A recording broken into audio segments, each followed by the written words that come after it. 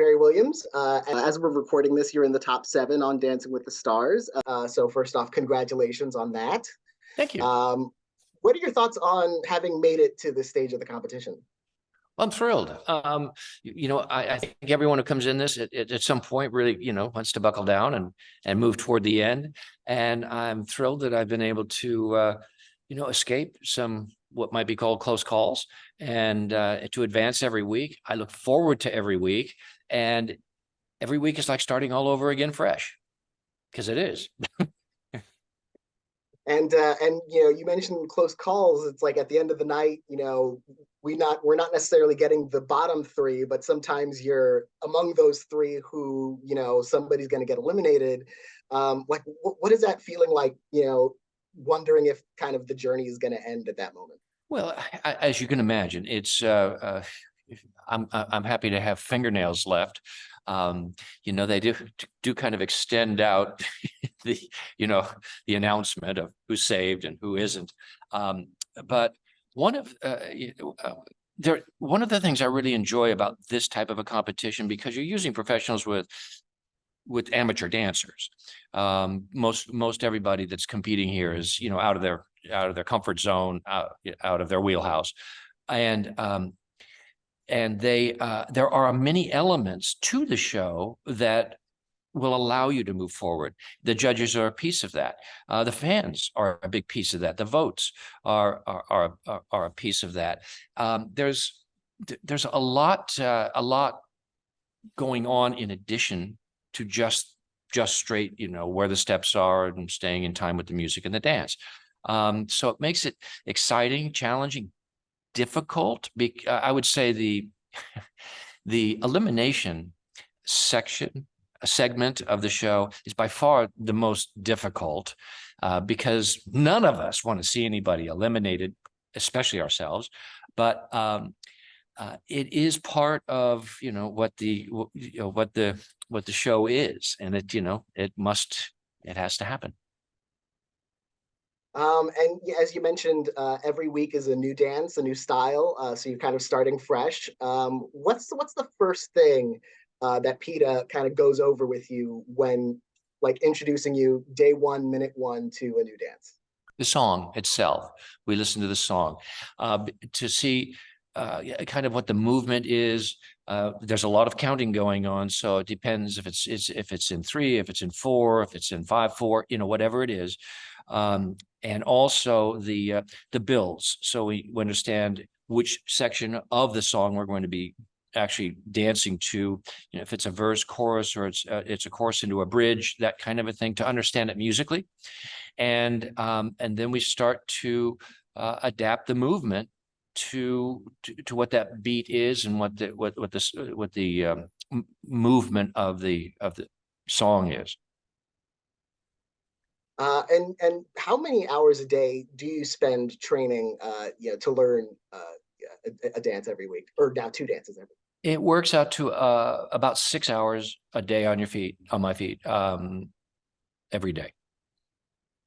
And how has that been? Has it been able to stay healthy and well, I don't know that I don't know. It's having it's like going to gym for like all day. So so it's a challenge in that way, but I will say that I'm probably in as good a shape as I've been. I've dropped a few pounds. Our costumes are all tailored for us, and the tailor keeps saying, "Oops, okay, got to pull on the waist again, Mr. Williams. You've lost a little weight since last week." So. But the parts of it that I do like is my day starts off with some about 45 minutes of stretching, and then another 20 minutes of swimming, and so that's I really feel geared up and ready to begin my 6 hours on my feet. And how has the whole process changed and the schedule changed now that you're learning 2 dances a week instead of just the 1? Well, you just said it. It's twice as hard. And sometimes the scheduling is difficult as well, because it's, for instance, this week we have a dance off, right? A dance competition against another couple. And this case, it'll be with me against Jason Mraz and Daniela, his partner. So Peta and I are free to work on that at our own pace. Last week, we had a team dance off. That was 8 couples left, 4 on one team, 4 on the other team. So we had to reschedule what would have been time Peta and I had together for the dance team rehearsal. And so it cuts down on the amount of time we can spend on our own numbers. So it just gets harder.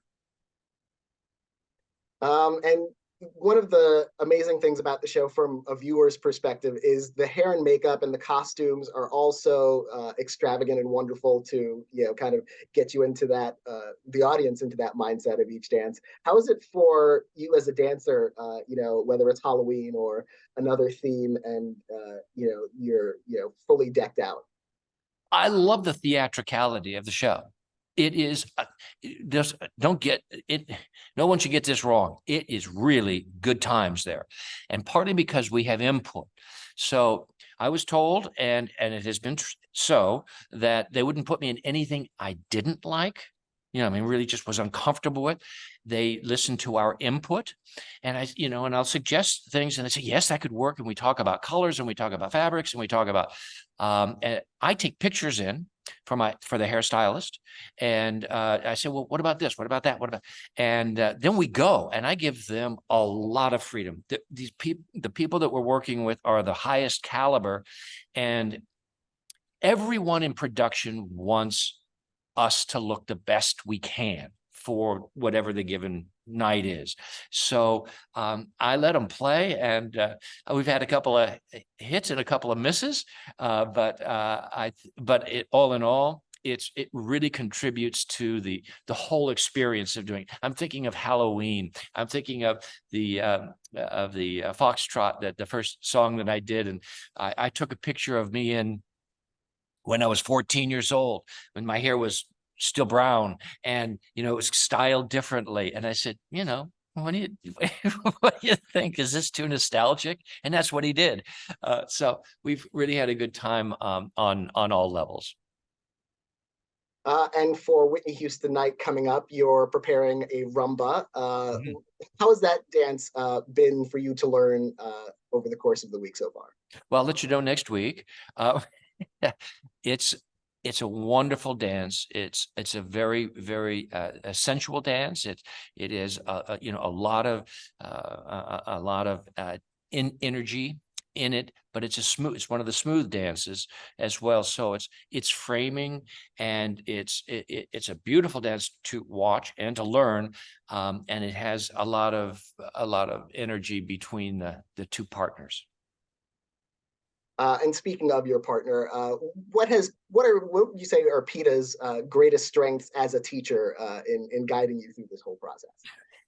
Simply put, she is a wonderful choreographer, and she puts a lot of attention on the interpretation of the dance. So you have the movement, and she brings all of the technique, the classic technique of ballroom dance, and then the dancers, she and I, are characters. So there's an interpretation and a role that we're playing. For instance, when we did it wasn't bolero dance, but as the matador. The paso? Yeah, paso doble.